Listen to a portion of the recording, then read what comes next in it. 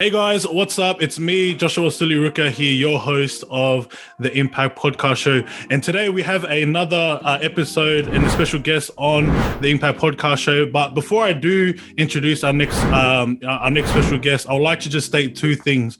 The first thing I'd love to do is I'd love to say thank you.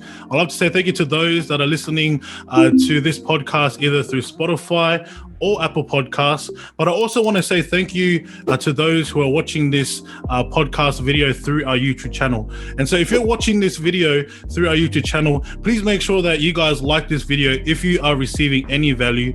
And I would also encourage you guys to comment any thoughts, anything that you guys get in terms of inspiration or whatever value that you receive. Please let us know your thoughts down in the comments down below.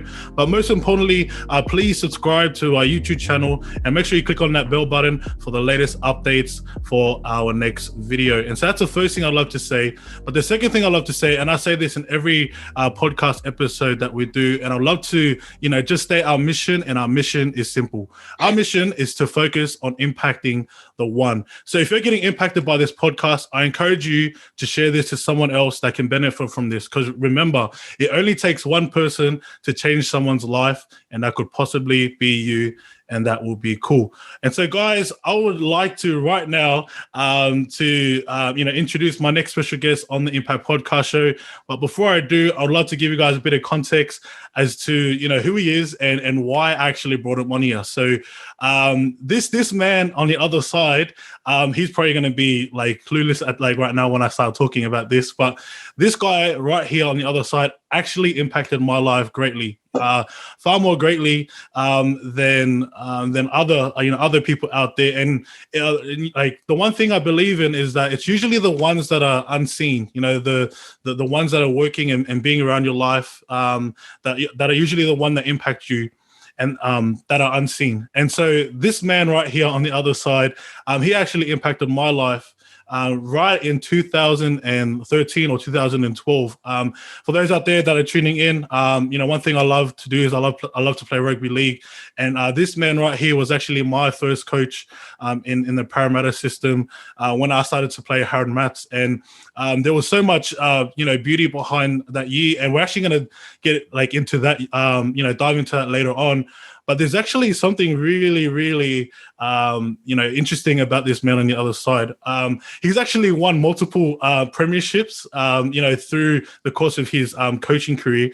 And I'm actually curious to know, not exactly on how he did it, but more importantly on why. What was the why behind the what? What was the heart behind why he does what he does? And so, guys, one thing I also believe in is that I always love, to bring people on here that has impacted my life.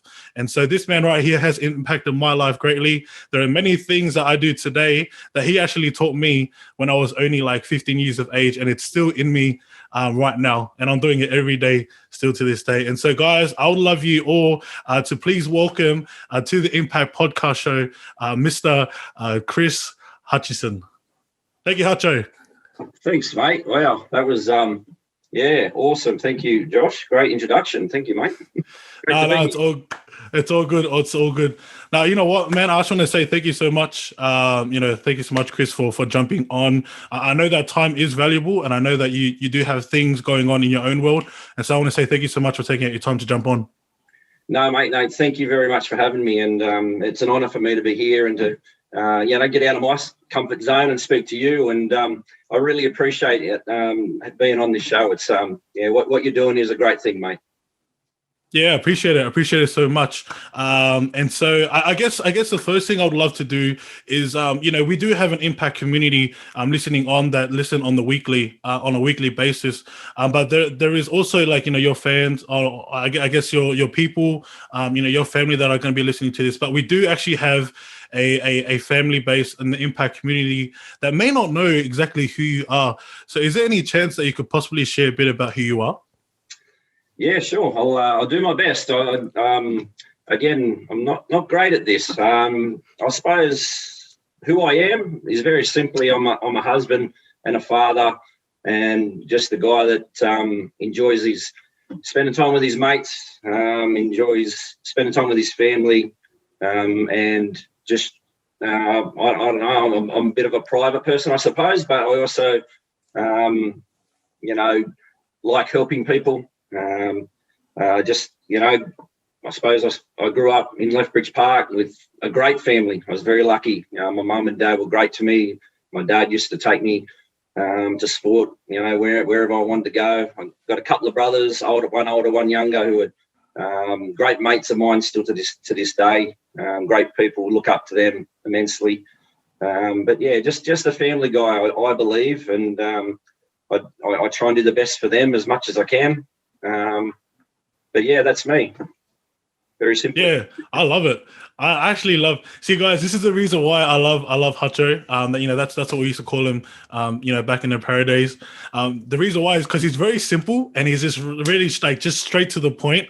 Into how he speaks, and I guess that was one thing that helped me out because I was always everywhere in terms of my mindset. And for someone like Chris to just jump on and just say, you know what, this is me, this is it. Very clear and simple. I'm a family man, I'm a husband, and I'm a father too. And then that's crazy to see that it's crazy to see that, just the way that you're just very simple and just sharing it, that's the thing I love about him. Yeah, that's pretty much what I wanted, what I just wanted to say.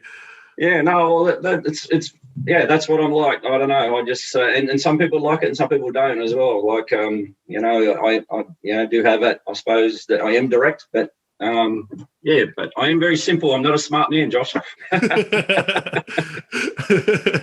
Yeah. And so I guess here, I actually do want to say also thank you. For those out there watching this either through Spotify or watching this through YouTube or listening through Spotify or Apple Podcasts, Hutcho actually mentioned that he is a very private guy.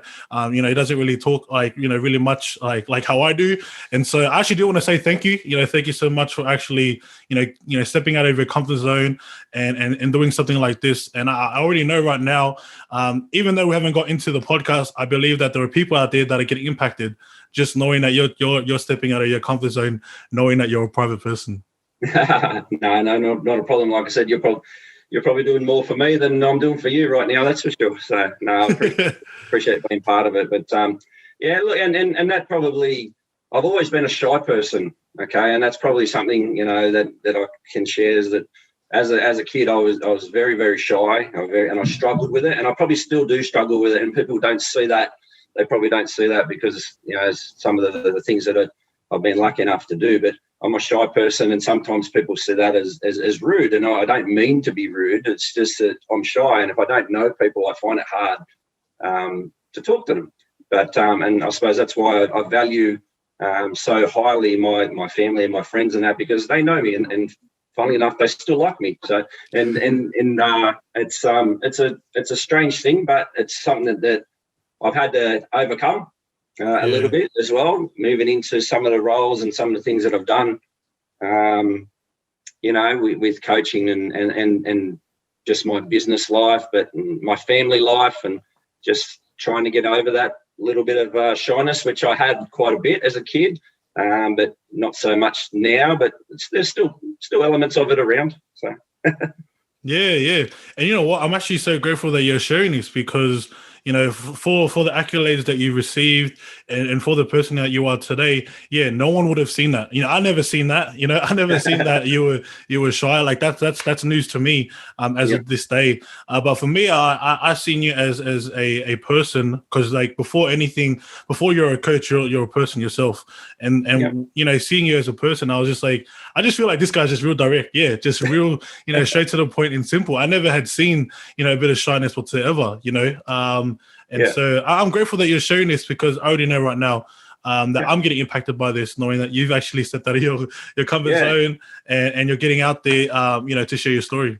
Yeah, and most people, probably are surprised by that, by hearing that. But my family know that. They know what I'm like, and they know that I can be quiet for a long time because I just don't feel the need to talk when I don't have to, I suppose. But by the same token, around my family and my friends, once we get going, I can talk for hours. But it's just the way that I've sort of always been. I'm pretty comfortable in my own sort of space, and but by the same token, like I said, when when I'm coaching, I love talking because I'm talking about something that I love, and I'm talking to people that I'm, more often than not are there for the right reasons and want to learn as well. And it's a great thing, trying to help other people, and that's been a big part, I suppose, of what I've tried to achieve. But it's mainly about now, particularly since having kids, with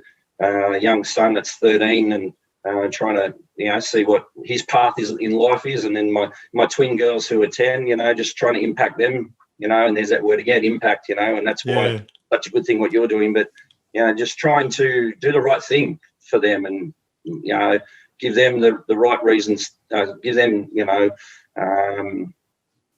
that right influence, and their reasons for doing things. So Yeah, no, I actually totally agree.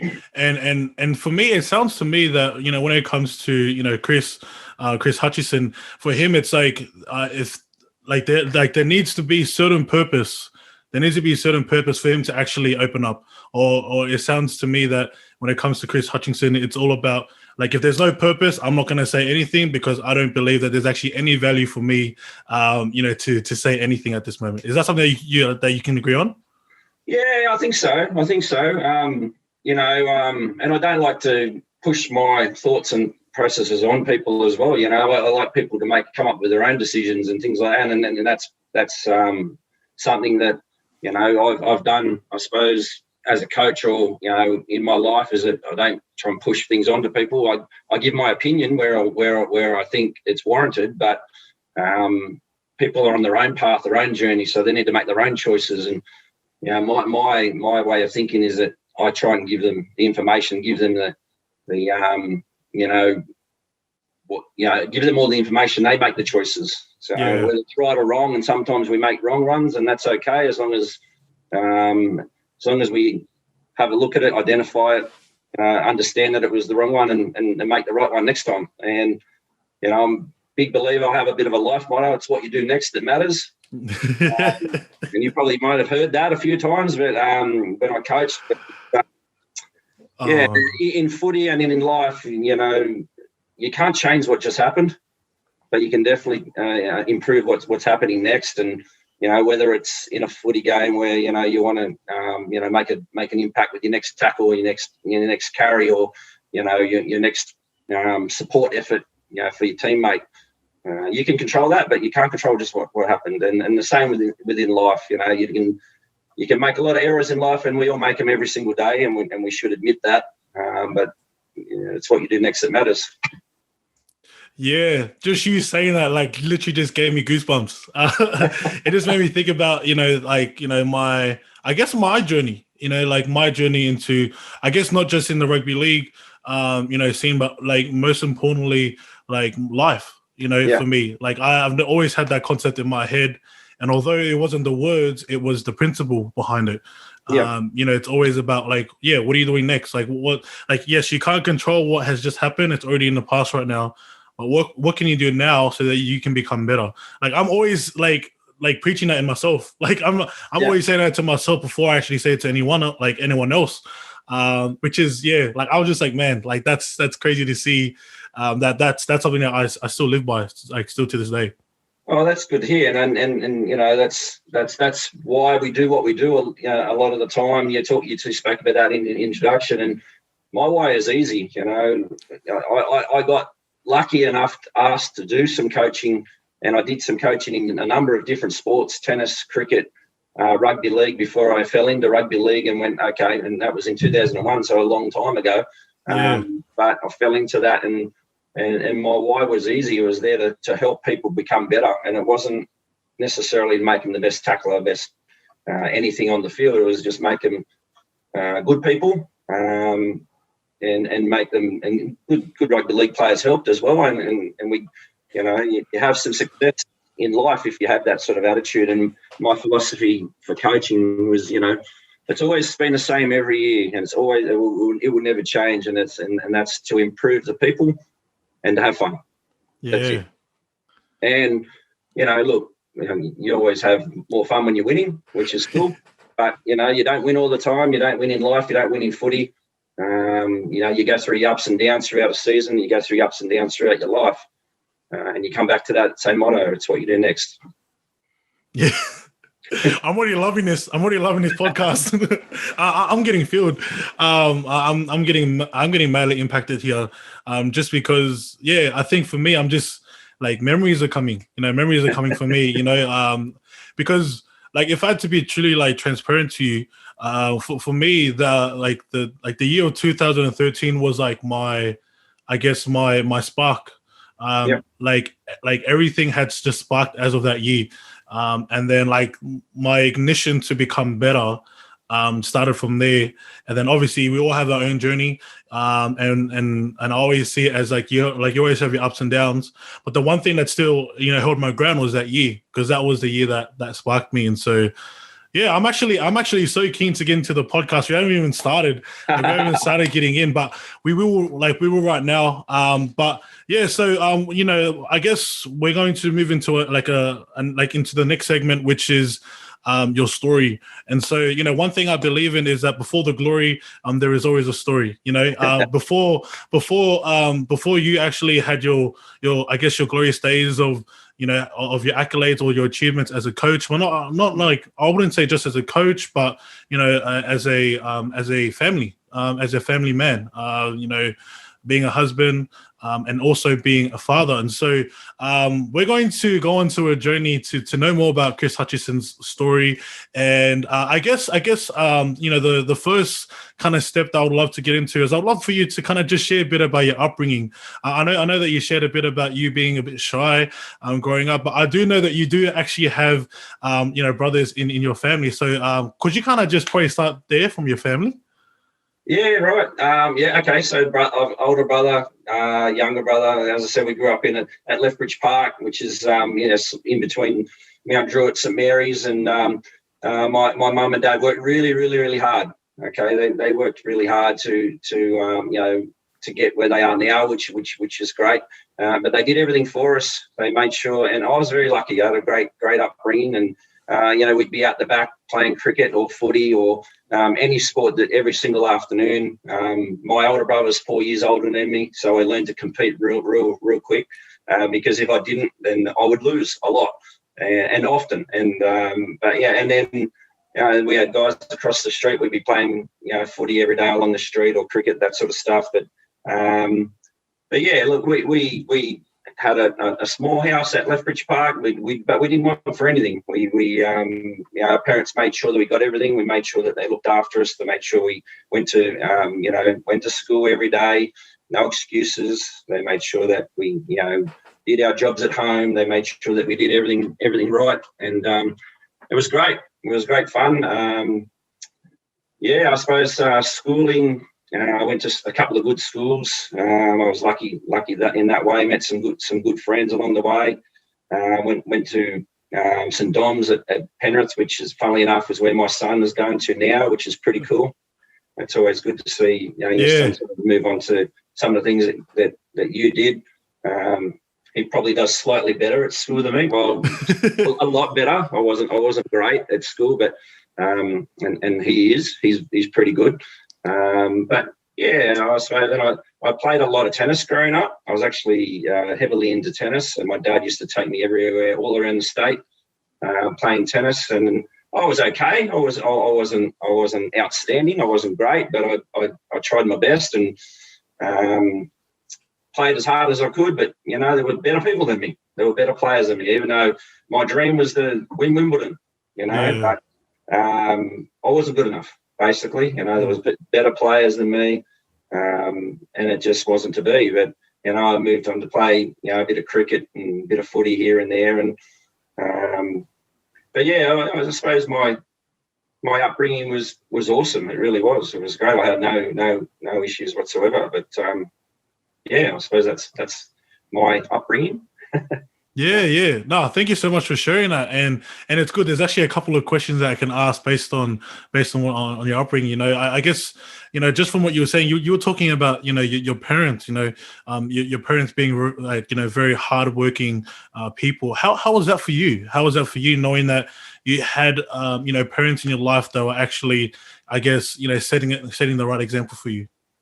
Oh, it was great, and they were a perfect example for us. You know, they didn't tell me, they showed me. Yeah. You know, and I think that's important. Like, not you know, sometimes they did tell you, you know, when you kick up the bum when you deserve it, but not for not working hard enough. But they showed me. You know, my dad was always working hard, but then when he come home, he was, you know, go and referee. He was a referee at touch footy, and I saw how hard he trained. He worked, you know, to be one of the best referees in Australia. You know, my mum, she was a squash player, so she played, you know, worked hard and played at a decent level squash. But you know, and she was continuing to study as her life went on.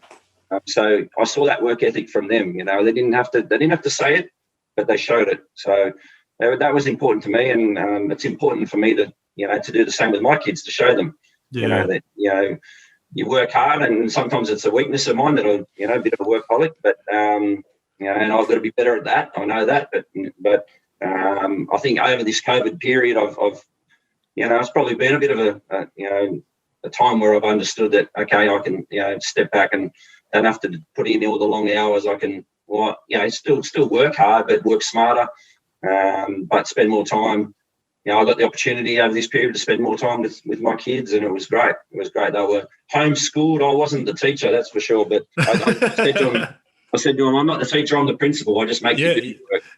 So, but we had a bit of fun as well. So, but little things like that. But my parents were a great influence on me. So, and my older brother was a great influence on me. He was tough, but and he never let me win. He never let me do anything. If I beat him, I earned it.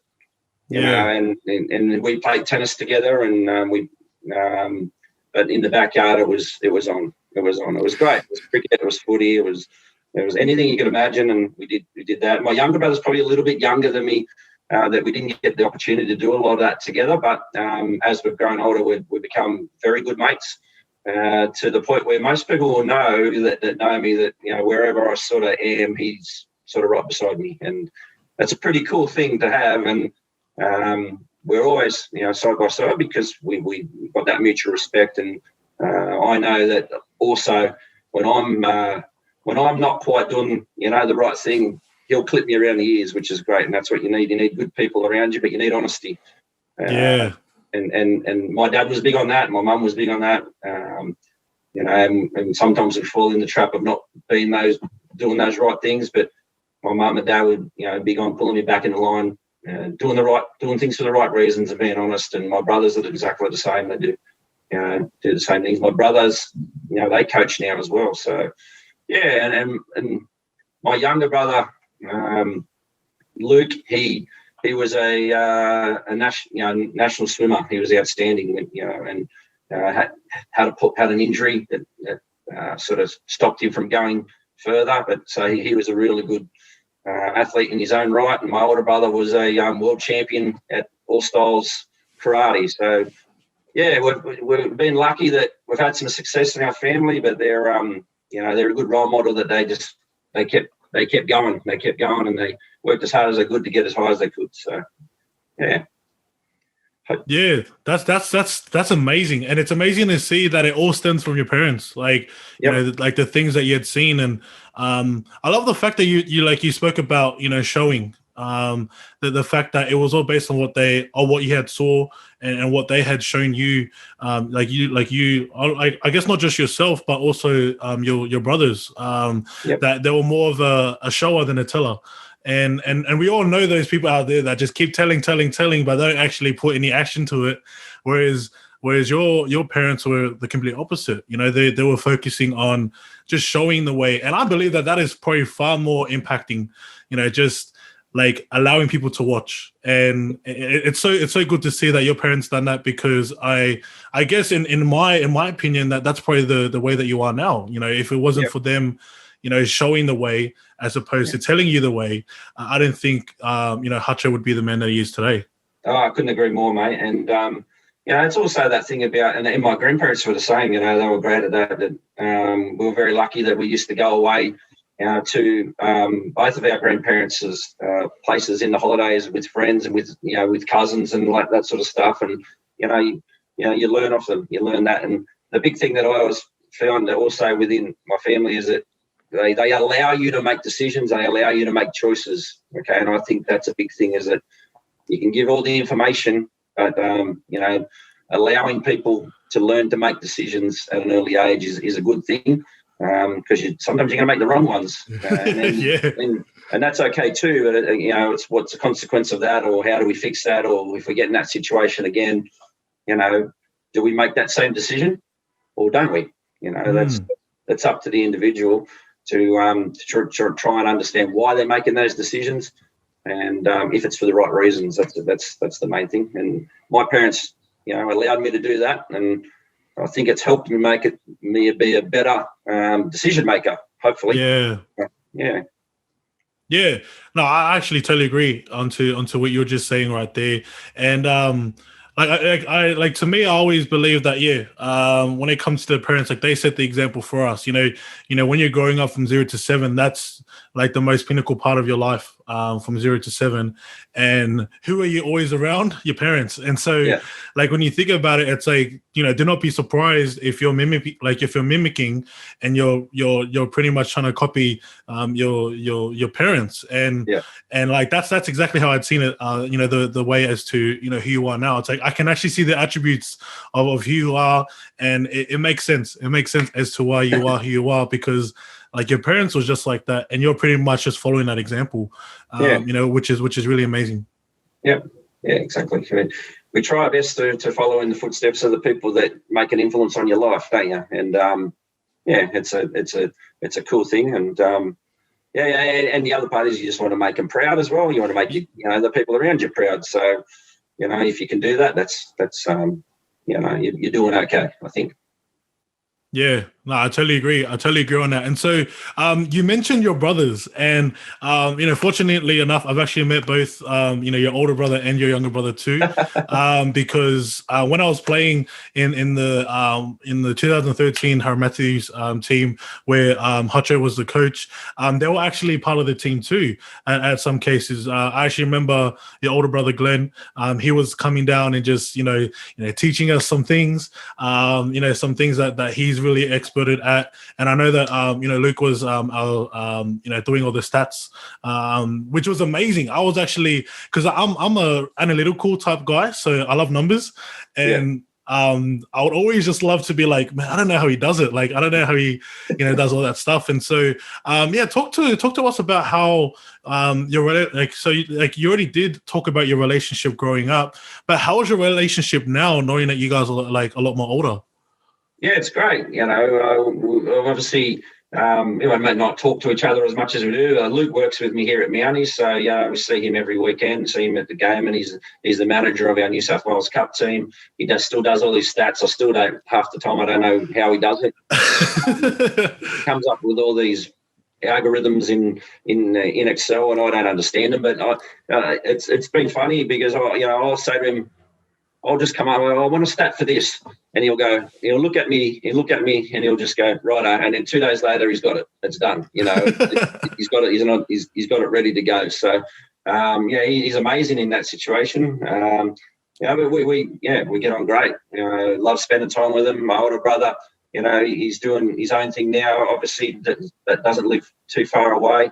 He's got his, he's got a couple of sons, and one of them, playing basketball at the moment, which is pretty cool. So for the Kings, and he's a basketball coach, and he's impacting a lot of lives through what he's doing. Our relationship's great. We get on well. We get on sometimes we get on the phone and talk for an hour, and then we might talk for a couple of weeks. But it's just, I suppose that's just how we are. We don't have to talk every day. We don't talk every day, but when we do, we see how each other's going, and it's great. It's good.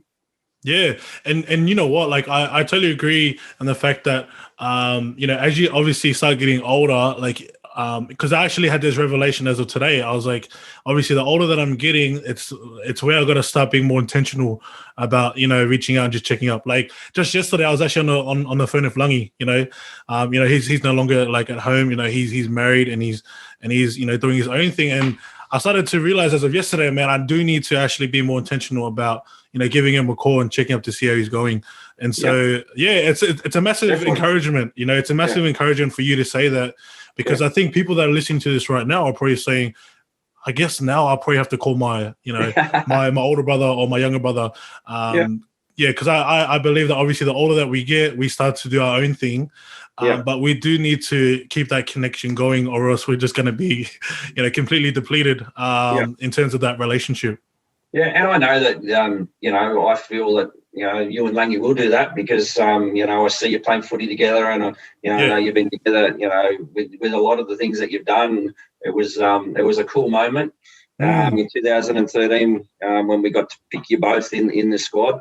I know it was a proud moment for your mum, and and funnily enough, your mum was a big part of why you both got selected.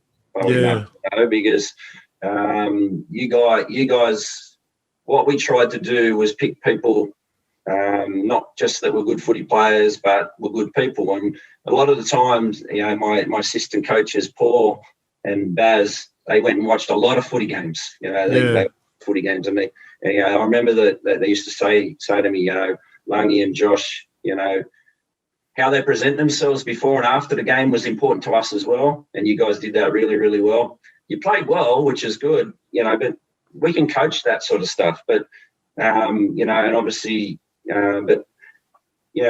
we noticed that your teams, your mum was always around. She was always either a manager, or even when she wasn't a manager, she was looking after you two, but she was looking after the whole team. Yeah. So that family orientated, attributes, and we looked at that. And I know when I spoke to her at training at Parramatta quite a bit, she was just immensely proud of you guys at that point. I bet, no doubt, she's immensely proud of you now, and it's a huge part of who you guys have become. So, yeah, it's awesome.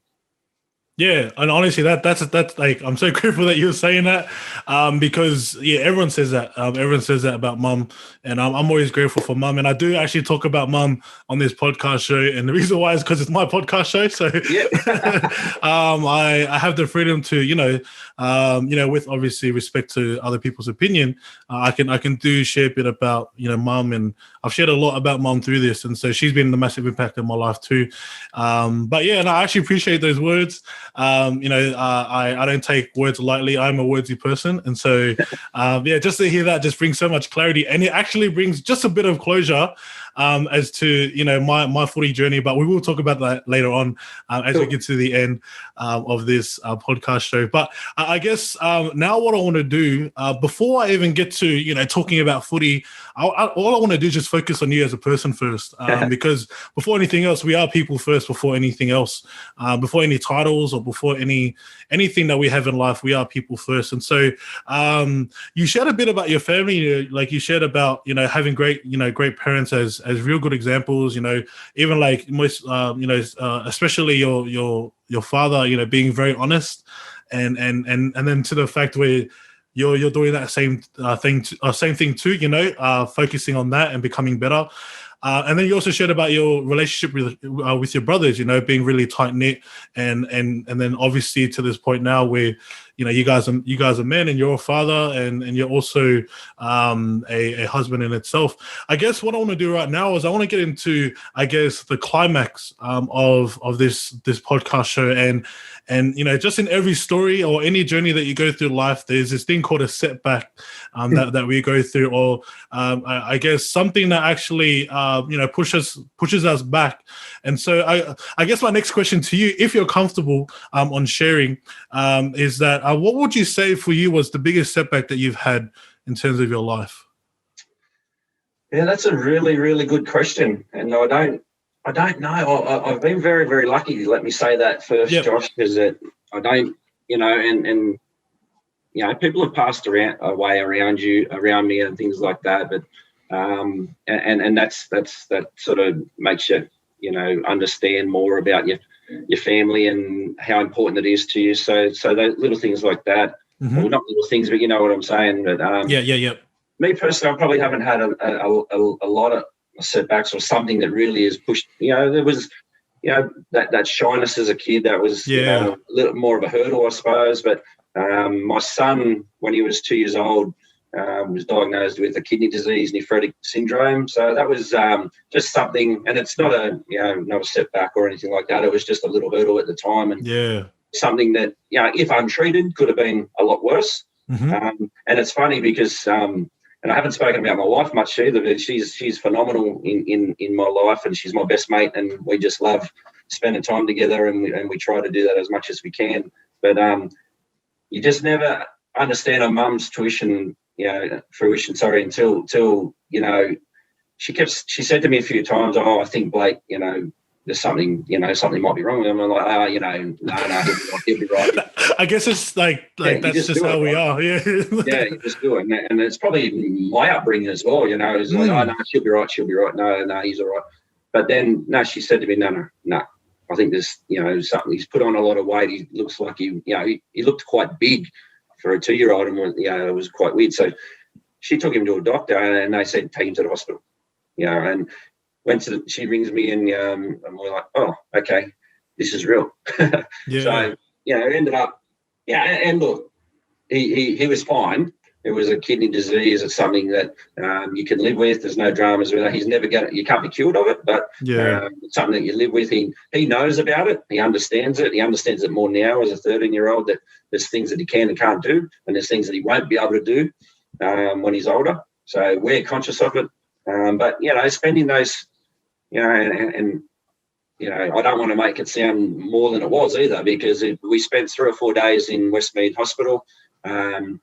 Funnily enough, I was coaching at the time in Parramatta, and if anyone that knows, Parramatta Marist is right next to Westmead Hospital. Yeah. Just, again, how lucky I am, I suppose, that I was going from hospital to training. We are with no real drama. But what it did, like, we went into the hospital frantic, thinking, there's a huge problem. 4 days later, when you walk out of that hospital, you realise you got no problems in the world. There's kids in that hospital, that had cancer, that had leukemia, that had a lot of different things, and they were in there for months, years.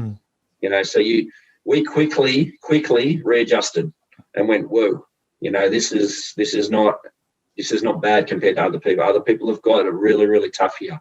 So that probably not a setback, but it also just a moment where we went, and both me and my wife went, okay, we need to stop whinging. We need to care for our son. We need to understand our son's problem. We need to move on with it. But, gee, there's a lot of people out there doing a lot tougher than us. So there's probably that moment that we just sort of went, okay, we need to pull our heads in, be grateful for what we've got. We've got, 3 healthy kids. They're great kids. There's a lot of, and then in a moment, probably 5 years down the track where, I was coaching at Mounties, and we had one of our players there, their brothers was in hospital. So, we made sure that we went and saw him, and tried to do the right thing by him and his family, and his mum, who, was a foster mum. So she fosters disabled kids, and and just the impact that their family had on me, and her going to she would go to Westmead Hospital every day and for hours on end, and she still does. And it's just I suppose just the moment where you go, okay, we haven't got too bad, we're going all right. So I hope that answers your question. But no, it does, and that's actually a great starting point that we can get into, for this question.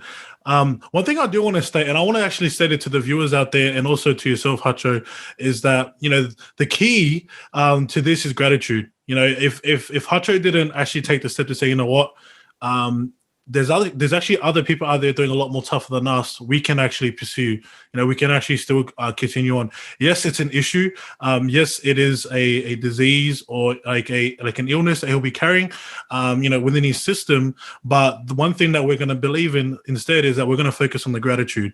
And there's a cliche saying, gratitude is attitude. It's all based on having an attitude of, what, like I am having it tough. I may be having a tough day, or I may be going through a lot, through this season. But if you stick through it and say, you know what, I'm going to continue to be grateful for the little things that I have, then all the issues that you go through in life, I'm not saying that it will be pushed away completely, but you will see a different perspective. You'll see a different lens. And I guess that was something that you guys, that's something that I took out of that story is the fact that you, and not just you, but also your wife and like your family around you, they were just focusing on living a gratitude life and just focusing on, being grateful for what you do have as opposed to those that you don't, or the things that you don't. Yeah, we try to, mate. Obviously, at times you get everyone gets a little bit selfish at times, and you think, oh, no, why me? Why is this happening? Or, this could be better, or that could be better. But, sometimes you just got to take stock and think, we're going all right. We're doing some, we're lucky. We've got a lot of things going for us. And, it's important to understand that there's other people in the world, whether they're 3 houses up the road or whether they're across the other side of the world that aren't doing it so well. Yeah, and it's something that we try and talk to with our kids about as well, and you'll find, hopefully when you have kids, is that you try and make their life better than yours, and we try to do that as well. And my kids are fairly lucky, but we often try and show them, that how we grew up, and 5 people in a small house, and we did our best and it worked out, and just trying for our kids to understand that, you've got it all right. So, when they, oh, geez, I want to play PlayStation or I want to do this. Yeah, I never owned a PlayStation or anything like that. It's the way it is. But different times, I suppose, too, as well. So you've got to move and adapt, and lots of things for kids to do, and if they want to. So. Yeah. Totally agree on what you're saying too about, that yes, we're in different, I guess, generations. I'd probably say, in terms of the fact that, what they have is pretty much what we didn't have, or, what I do have right now is what you don't have. And I guess, just to bring a bit of closure to the podcast as to why we do this, or why I actually do podcasting, is that, just imagine if in your, if you were like, I guess my age, how the amount of gems or the amount of, I guess, information that you could have received from, the people that impacted your life, and how easy it would be just to have a storage of it, all the gems of other people's lives, and all the gems that they've learned, just stored into a storage box, and then you get to just pick it up. That was pretty much the secret behind why I wanted to do podcasting, was because I get to have someone like Hutcho jump on and share his story, but it's going to be here, I guess, forever. So, when it comes to, let's say, for example, 20 years time, I can still listen to this. Yeah. Just so long as there's internet, but I can still listen to this 20 years on. Whereas, things like CDs and USBs, I don't know if they're going to be existing in the next couple of years or future years. And so I guess that's something that to, think about, when it comes to the why behind, why I'm doing this, simply because, I do believe that when it comes to, Hutcho, he has a lot of value, and he actually has a lot of things that, a lot of gems in his head that I'm literally just wanting to pick out. That's pretty much in a nutshell as to why I wanted to get him on. But also in the fact that, he has a story, and just as much as his story is empowering, so is yours to those that are listening on here too. And so I guess, just to bring it back into, what we're talking about in terms of your story, you ended up saying that it wasn't really much of a setback, but it was something that kind of, I guess, was a hurdle for you, as you mentioned, before, in terms of your son. And so, one thing that I do believe in that, is that, when there's a setback, there's usually a set up. There's usually something that actually builds you up. And so I know that you mentioned a bit about, gratitude, and that was something that helped you out. But, what's one thing that keeps you going each and every day, knowing that your son has that illness? Oh, look, we probably don't think about it all that often anymore, because we don't see evidence of it anymore, but we just have it in the back of our mind. But it's just, the health of your family is the main thing. It's the most important thing. So, as long as, and what we're trying to do every single day, my wife, she works really, really hard, and we're trying to set up our lives for our kids, and we're trying to be an influence for our kids, and we're trying to do the right thing for our kids, and give them every opportunity. They all play sport at the moment, which is great. And, with my job, sometimes my wife is running around every afternoon getting Blake to cricket, getting the girls to netball and gymnastics, things like that. I get to see the back end of it some nights and get to jump in and have a look, and then Blake playing footy and, just all those different things. I suppose you do it because you want the best for your kids, and that's and you want them to have every opportunity in life. Whether they want to take it or not, that's up to them. Where they end up will be up to them.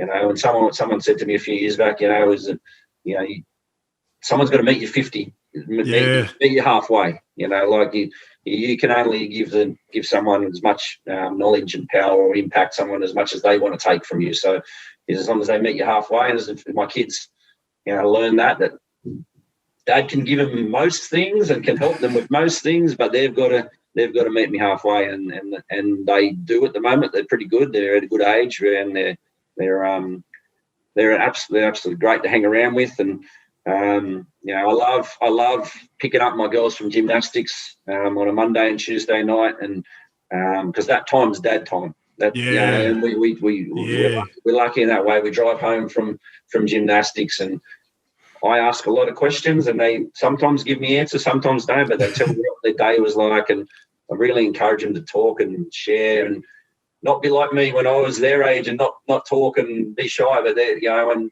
one of my daughters is a bit shy, but she's getting a hell of a lot better, to the point where she did a speech the other day for school captain, and that's a big thing. Just to do that was great. So we were really, really, really proud of her in that way, and they're learning, and they're good kids. They're, as I said, the time that I spend with them, driving home from gymnastics, just getting to know them more, asking them questions, what they like, what they don't like.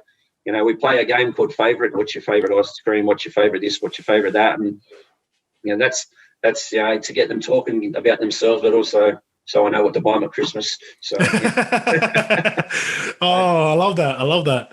Yeah, and the same as Blake, like my son, he's 13, and we've always had this thing where he called it bro time. So when it's me and him, it's just bro time. It's pretty cool. I love it. Like it's awesome. So just spend that time with him, and I'm lucky that he seems to like a lot of the stuff that I like.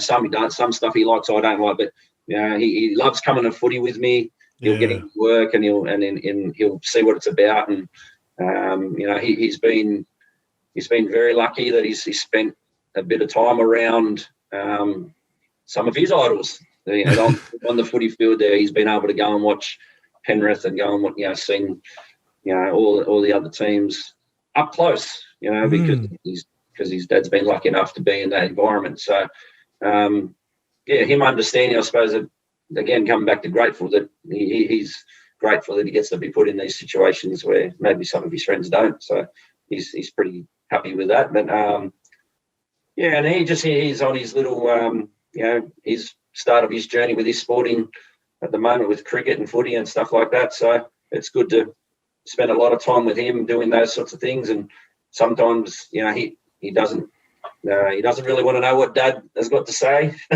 which is fair enough. I get that. That's why he's got some really good coaches in his life at the moment that are really helping him along the way, and it's cool for him. And same with the girls with their netball and gymnastics. They don't need to be coached by Dad. Dad needs to be Dad, and the coaches can do their job. But every now and again, they ask me a few questions, and I'm like, oh, cool, this is all right. I put my coach's hat on for a couple of minutes, but and then all the work that obviously my wife does around getting them ready for school, getting them all to and from sport, and but we really enjoy family time. I only have a month off from footy, and that's usually October. So we do our best to.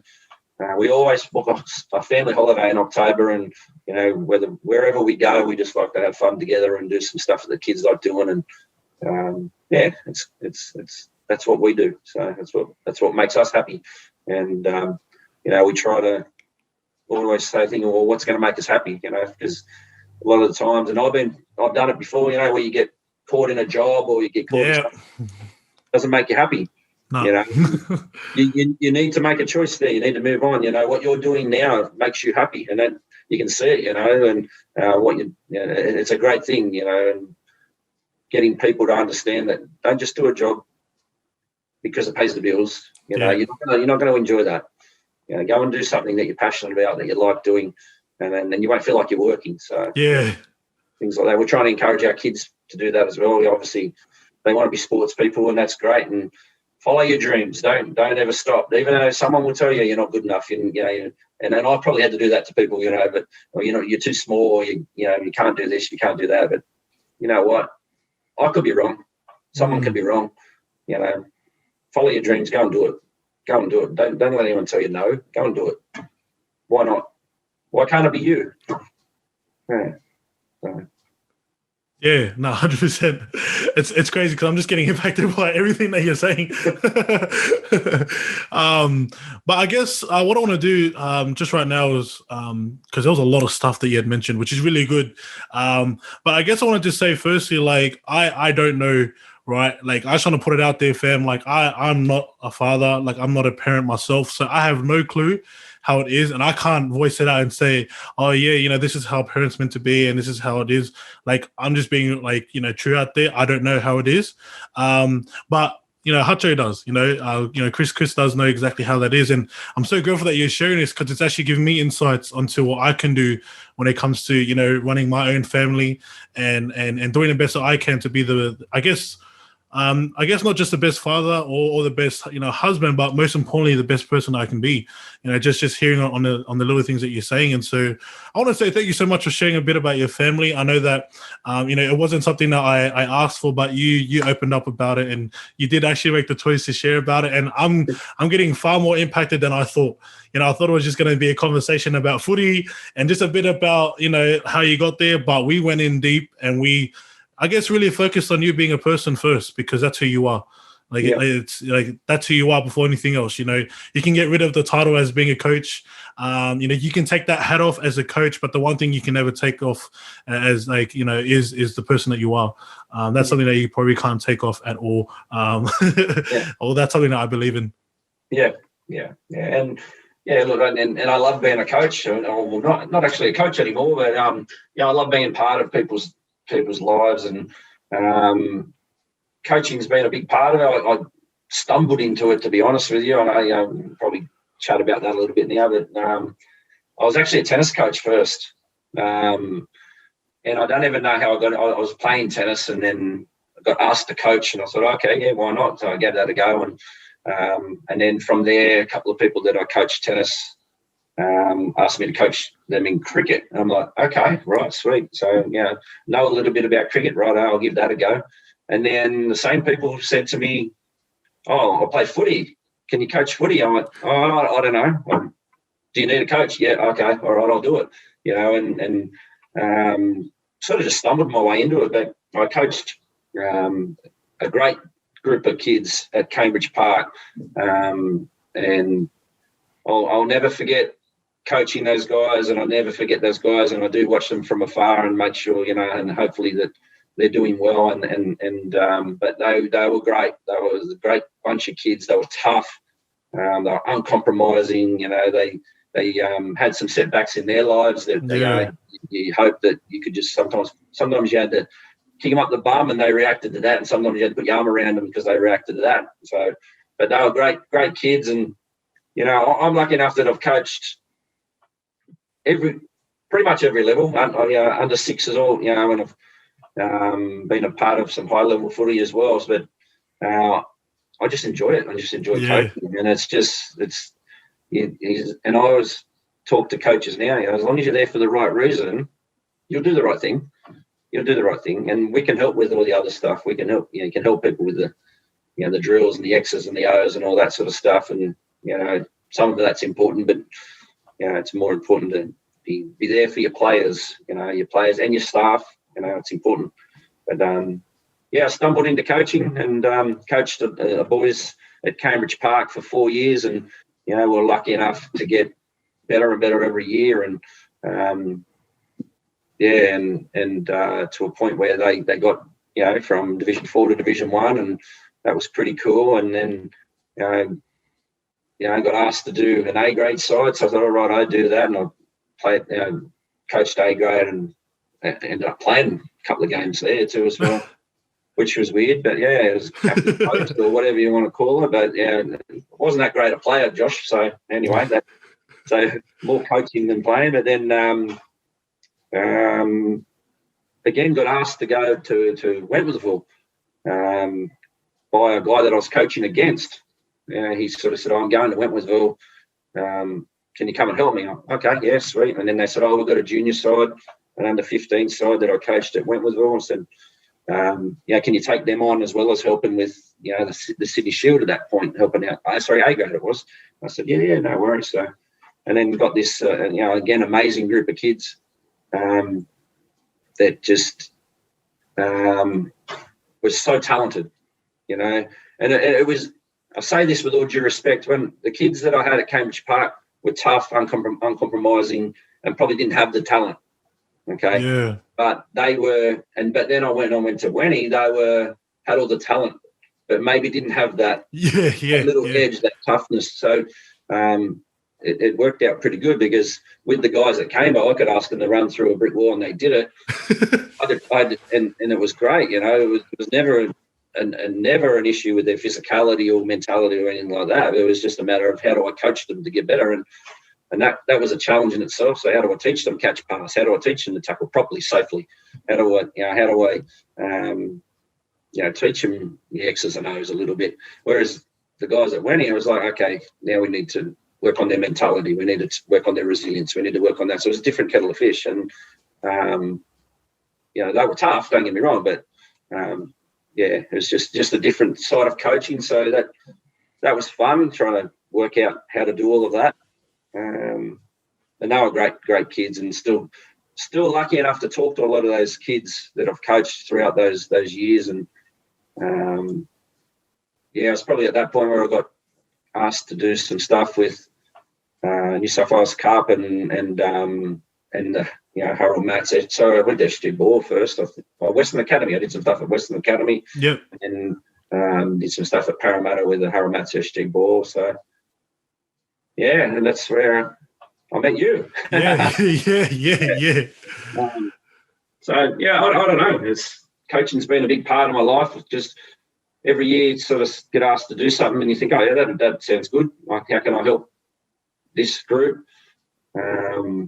Meet some great people, meet some great kids. And the best thing about coaching, I've always said, is that, there's some kids that go and play NRL, and that's awesome. And a lot of people hang their head on that, and that's great too, because that is a big achievement. But getting invited to weddings, to baptisms of their kids, to their 21st, and you get up there and you speak, and you're like, okay, again, I don't like speaking, but that sort of stuff.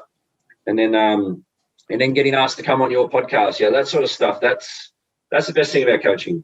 That's where you think, okay, well, maybe I have done the right thing. Sometimes you don't know. Sometimes you don't know.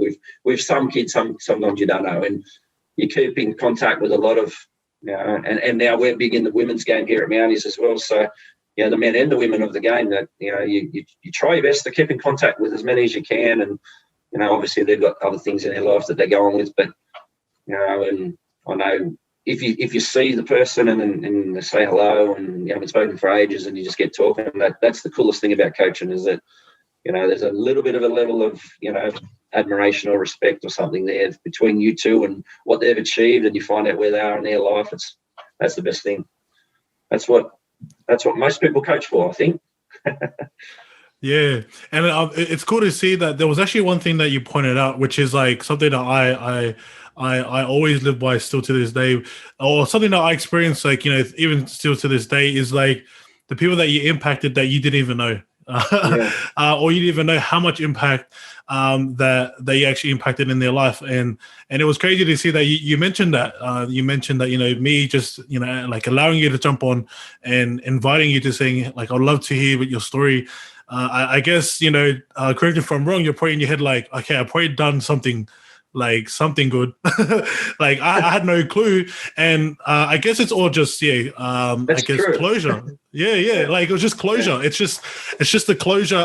If there was closure, if I told you beforehand, you would have been like, okay, sweet. But because I didn't, like you had no clue, and so and obviously once I invited you, it's like I really want to hear your story.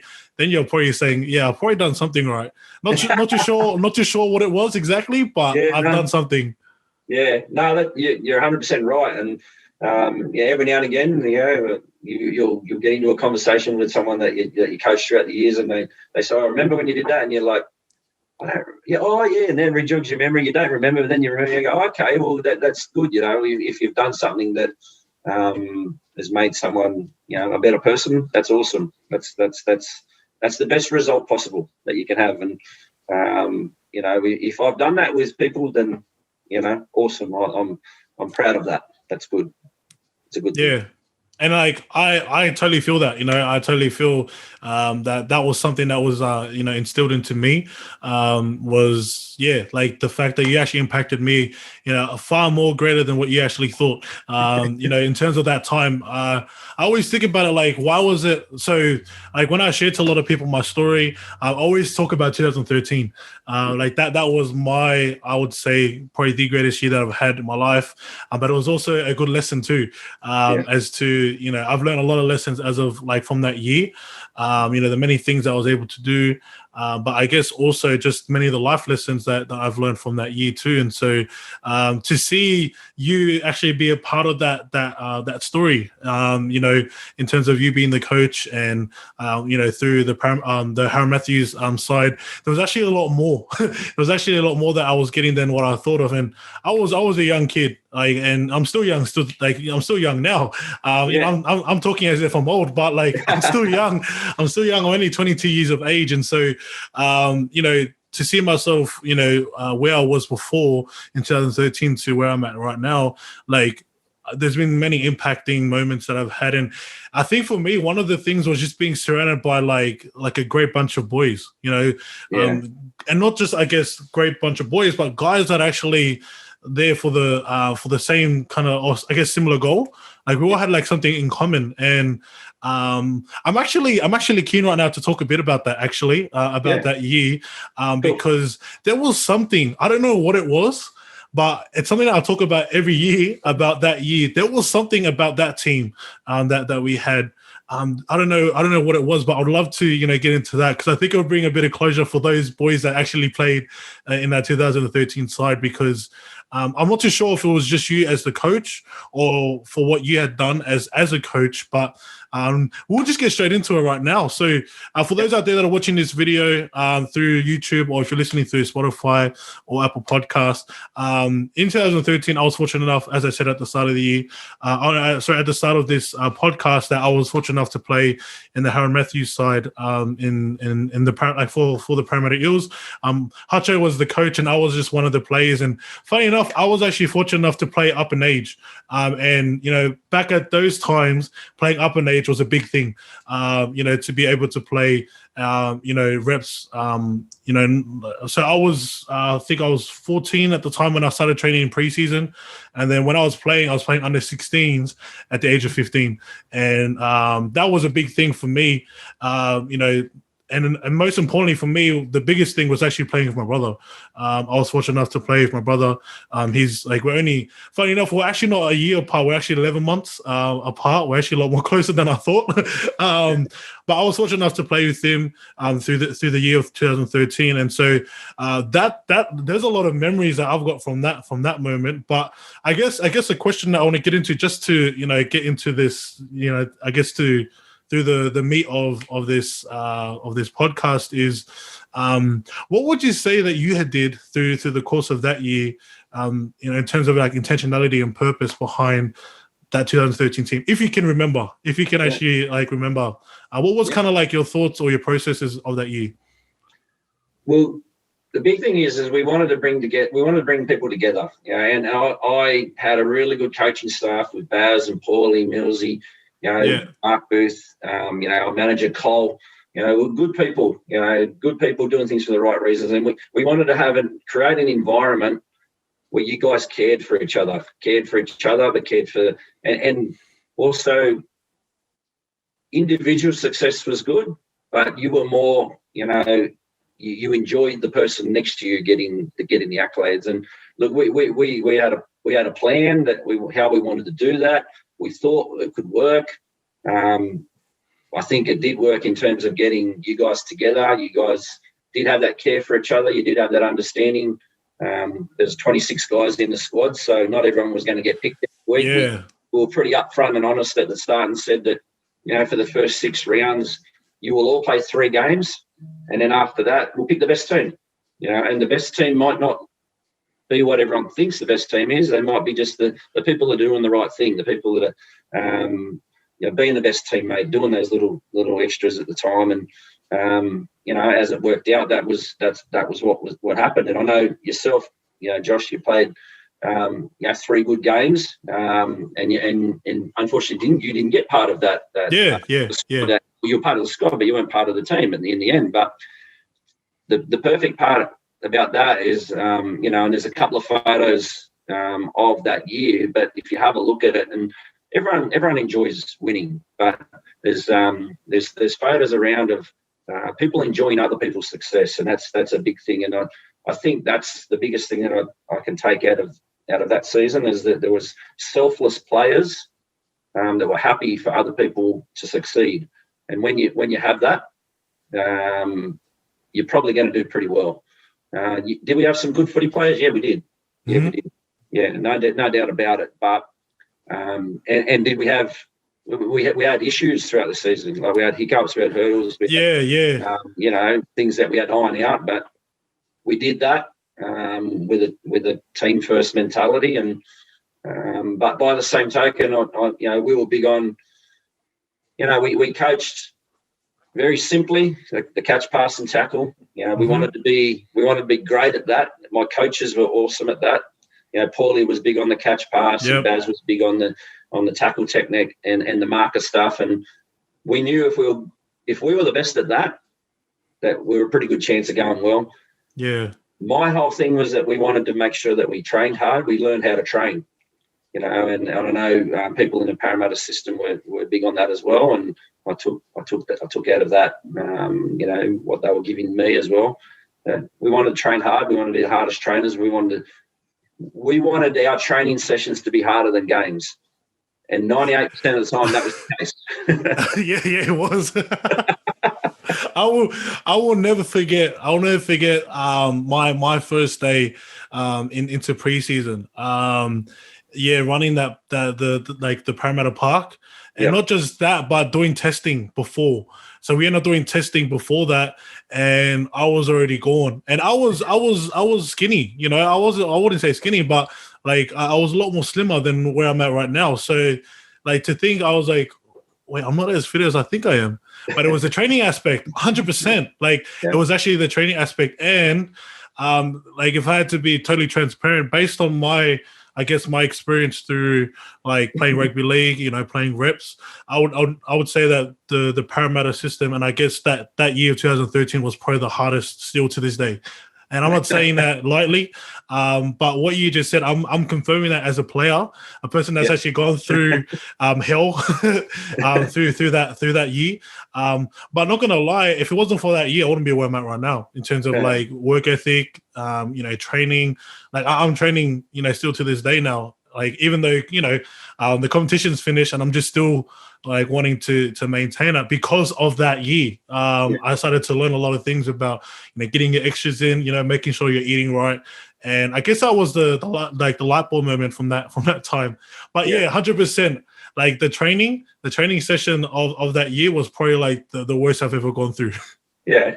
Well, and look, and what it was about, and I'm glad that you're still training, and I know that you're playing and you're playing well, and you're enjoying it. That's great, and that's a big part of it as well. But it's finding out really who you are. On that training paddock, you find out who you are, but you also find out who your mate.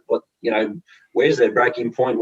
What's their character like? And can I trust them under pressure? Can I trust them next to me to be able to make that tackle, or can I trust them to push up in support? And it's a big thing in team sports, but it's also a big thing in life.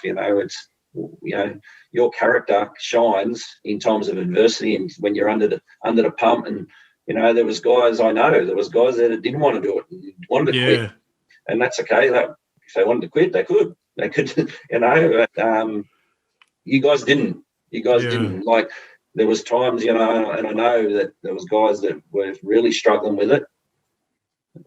They got back on the horse and went again the next day. We were training 3 nights a week. It was tough, and we trained for 2 hours solid. We're in the gym, and I felt it was good learning for you guys to understand how to train, but also your mentality, your character, who you are.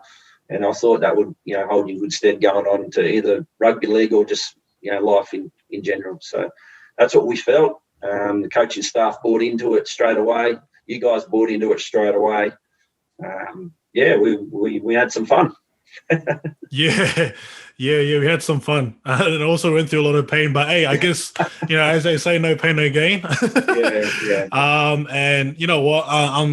I always say to myself, like 2013 was a year of a lot of moments of adversity. Building my character, but I honestly wouldn't have it any other way. I've learned so much from that year to the point where now, as I mentioned before, previously before we started this podcast, that I'm a wellbeing officer, helping young kids in a primary school, with their behavioral needs and social needs too. So, and I get to instill things that I learned through, when I was, 15 years of age, playing hard maths and just grabbing those little concepts and teaching these kids, who are just, from years 2 to year 6, roughly in that bracket point. And I get to instill little things that I guess a little earlier and I guess a little bit lighter. And then how we did it, when I was. You got to know your audience. 100%. You can't do that with everyone. You can't do that with, 10-year-old kids. You can't do that. That's how it is. But, a big part of that for you, and it's awesome to hear, is you do that. You're doing that and you're making a difference in people's life. And I'm a believer of, you mentor someone and you be mentored by someone. So no matter what level you're at in your life or what stage you are in your life, is that, pass it down. Pass it down. Don't think you have all the answers. Don't think you have all the answers, and don't keep anything. Like, pass it down. Give it to people. And they might not use it, or they might not think it's right for them. That's okay too. That's all right. It's not for everybody, but pass it on.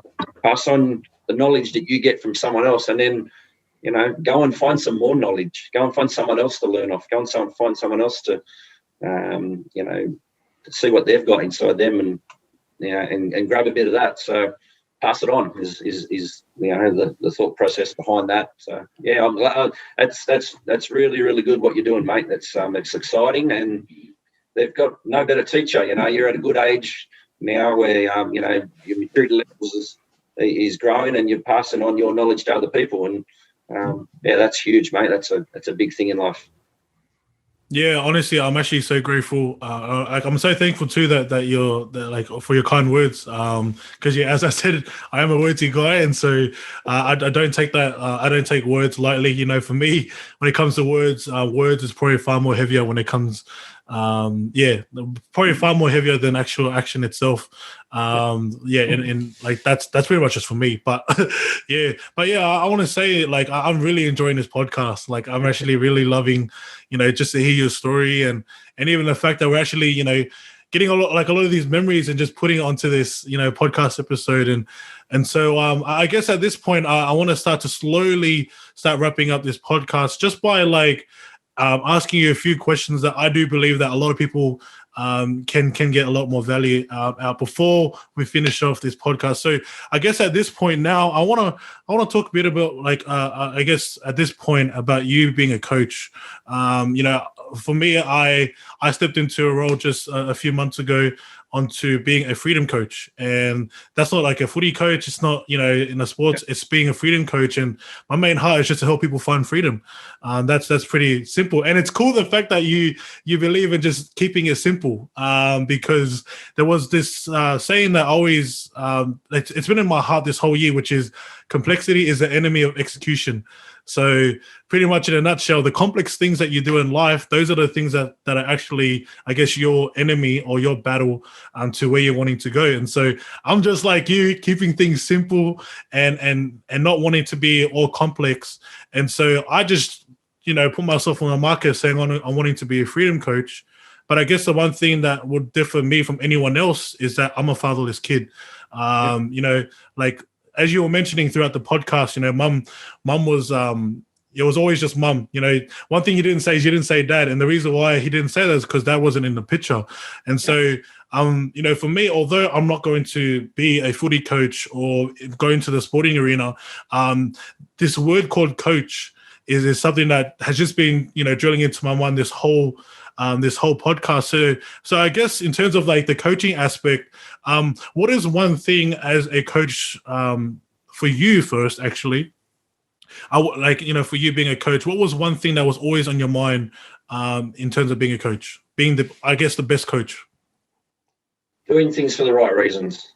Yeah. And making decisions based on that, doing things for the individual that you're making the decision on, doing the right thing for the team, and making sure you have those discussions. Be honest with the player.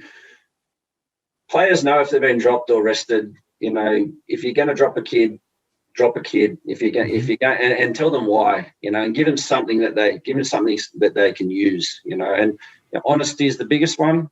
Okay, but honesty comes back to doing things for the right reasons, I suppose. So it's very honourable to be called a coach, and you shouldn't take that lightly, because being a coach, of a rugby league side, it's not just about what you do on the field. It's how you present yourself. What influence you are. Are you doing the right thing? Because all your staff and your players are watching. Yeah. Your every move. So you need to make sure that you're doing the right thing, but doing things for the right reasons and being happy. That's it. Yeah, honestly, I couldn't agree more. Like very simple, but it is very effective. Like if you guys that's something that I'm on a journey right now of doing that. I'm understanding that I'm just wanting to do the right thing, and which in my heart is to help the fatherless out. Like that's what I'm wanting to do. I've seen a big need in myself growing up, in terms of not really having my father present, and so now at this stage of my age. That I'm at right now, it's like I've been totally aware that I want to do this for life. I want to be able to help the fatherless out because whenever I think of them, I think of me. I think of where I was growing up, and although I am so grateful for what I've been given, I had an opportunity to be coached by Hutcho, and I've been able to be mentored by so many people. But then I'm thinking about the other kids. I'm thinking about the kids that don't have it. And so I'm wanting to kind of be that handout and be like, hey, I'm here. And also, to add on to that, just, pass it on, as you mentioned, just passing on the knowledge and then seeking out for more and then, passing it down and just, I guess, continuing that flow for generations and generations to come. Yeah, no, I agree, mate. And it's like I said, it's an awesome thing that you're doing and you should be proud of yourself, mate. And I know the people around you are proud of you, and I'm proud of what you're becoming. It's awesome. Yeah, honestly, I actually appreciate it. I actually appreciate it so much, Hutcho. I appreciate your words. And so I guess right now, I guess the last question I want to do before we wrap up this podcast is, man, I just got to say I'm so impacted by this podcast.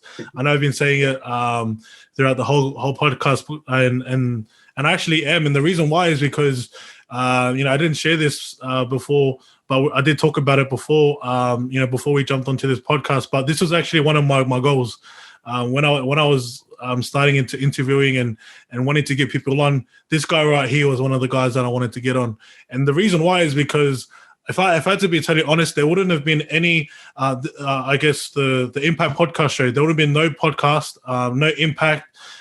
This wouldn't have happened without this man here. This guy was actually one of the guys that actually helped me into being the man that I am today, and helped me to become my best, not just as a player, but most importantly, as a person.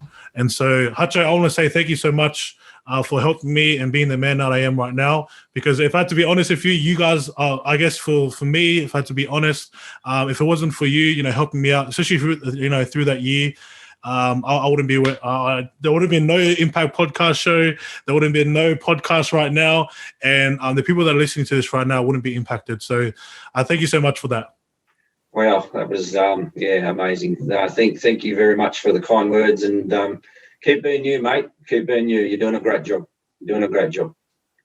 Yeah, I appreciate it. And so the last question I want to ask right now is, we've spoken a lot. There's been many impacts, and the last thing I love to do is that, there are people out there listening to this saying, probably like, I want one more, I want one little thing, and that's what we're going to give you, fam. So the last question I want to ask you, Hutcho, is there any encouragement that you can share, whether it was through the podcast or even just something that was on your heart as of today that you'd love to share to those out there that are listening and watching this video? Yeah, look, it's hard to get it down to one thing, but I suppose it's just be yourself, but be happy. Do what makes you happy. And if you can find that, and if you haven't got it, search for it, find it as quickly as possible, and then put all your efforts into that. Do what makes you happy, because if you do what makes you happy, you're going to do it well. I guarantee you. And more often than not, if you do that, you're going to impact someone else. And what you're doing, you're impacting people. And if we can impact other people, whether it's your family, your friends, your community, other people that come into your life, then and it makes them happy, it'll usually make you happy. Yeah, I love it. Yep, I love the finish onto that. But yeah, guys, that's the encouragement done. That is the podcast done for this episode. And so, guys, I want to say to those ones out there, thank you so much for watching and tuning in. Hutcho, thank you so much for taking out your time to share your story, but also to give massive value to the people out there. No worries, mate. Thanks for having me. It's an absolute honor. No worries. And so, I don't know if you do actually want to do this, but it's totally up to you. But, if there's people out there that wanting to know more about you or connect with you, what's the best way that they can possibly connect with you if they want to know more? Look, I am on Facebook. I'm not big on it, but I am on it. So, if you just want to search me up on Facebook, I work at Mounties at the moment. My phone number's up on the website there. So I'm happy to talk to anyone. So, yeah, anytime. So if anyone can find me there, then go for your life. Yeah, cool. So for those that are watching this video through YouTube, it's going to be down in the links down below. We'll have that all already for you guys that are watching this video. But I do know that there are people listening through this either through Spotify or Apple Podcasts. So if you guys are listening to this right now, head over to our Facebook page and Instagram where he'll be promoted over there. And we'll have that all information there on our Impact Podcast Show social media pages, and that will be cool. But other than that, guys, that is all that we got for this podcast episode. Hutcho, thank you so much for jumping on. No worries, mate. It was great. I enjoyed it. Thank you so much. So that is all. Thank you guys for watching. Thank you guys for listening, and we'll see you guys in the next one.